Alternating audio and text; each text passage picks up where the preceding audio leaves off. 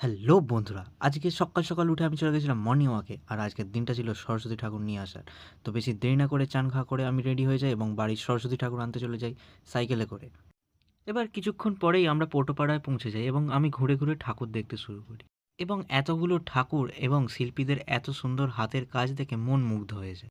অবশেষে আমরা আমাদের বাড়ির ঠাকুরের কাছে যাই এবং ফিনিশিং টাচ শেষ হওয়ার অপেক্ষা করতে থাকি।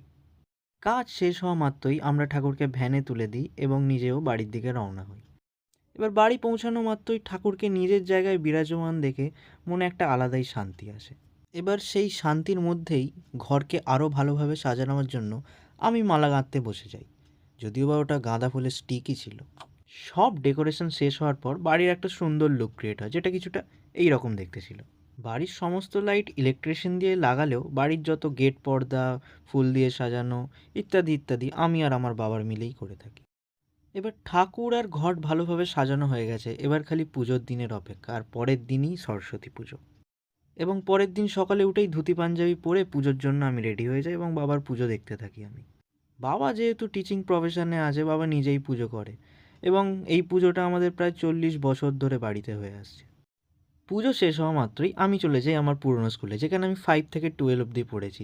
এবং স্কুলে গিয়ে তো আমি আত্মহারা হয়ে যাই, কারণ স্কুল এখনও আমাদেরকে ভোলেনি, আমাদের ছবিগুলোকে বাঁধিয়ে রেখেছে হলরুমে।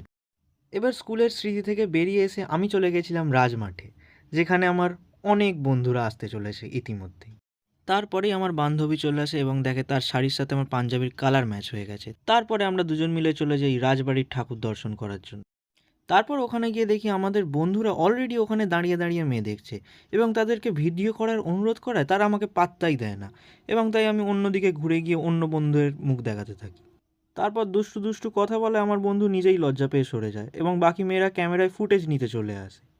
ঠিক তার 2 দিন পরেই আমাদের ঠাকুর বিসর্জনের দিন আসে এবং ঠাকুর উঠোনে নামিয়ে দেওয়ার পর মা আর কাকিমারা মিলে ঠাকুরকে বরণ করে নেয়। বাড়িতে এই একটা মাত্র পুজোই অনেক বড় করে হওয়ার জন্য সারা বছর ধরে এই পুজোর অপেক্ষা করে থাকে। কিন্তু এই পুজোর দিনগুলো যা ঝড়ের গতিতে চলে যায়, বোঝাই যায় না কখন এলো আর কখন শেষ হয়ে গেল। এবার ঠাকুর বিসর্জন করার আগে ঘট বিসর্জন করতে হয়, তো আমি চলে গেছিলাম পুকুরে ঘট বিসর্জন করতে। ঠাকুর বিসর্জন করার কোনো ভিডিও আমার ফোনে নেই, কারণ আমিই ঠাকুর ধরেছিলাম আর ভিডিও কেউ করেনি। সেহেতু ভিডিওটা যদি ভালো লাগে ভিডিওটাকে একটু লাইক করে দিও। আমি চললাম সরস্বতী ঠাকুরের কাছে বিদ্যা বুদ্ধি চাইতে। বাই।